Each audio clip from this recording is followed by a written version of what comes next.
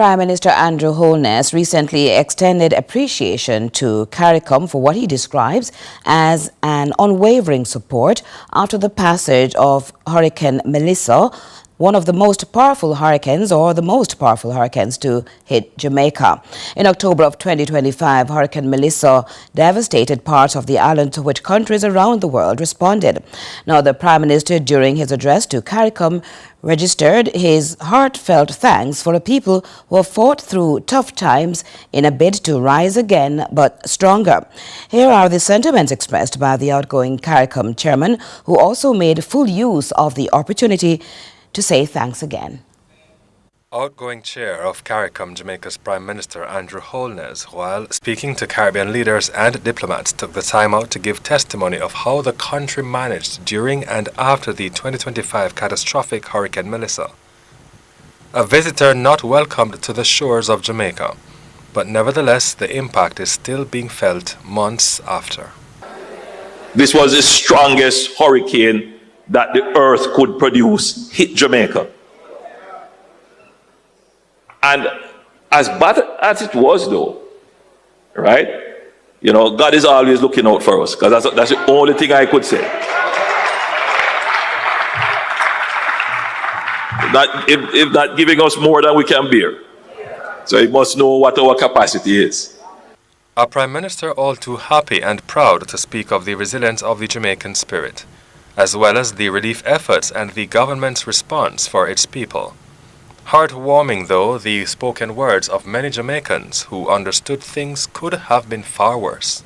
One young lady who I met in Westmoreland, a video that went viral, she said, "You see my house gone, you see my neighbor, her house gone, my shop gone, but we have life. And we give God thanks for life. We can start again, we can build again." According to the Prime Minister, the government put on an effective relief effort with focus on humanitarian support and aid from those who could not get the basic necessities of life.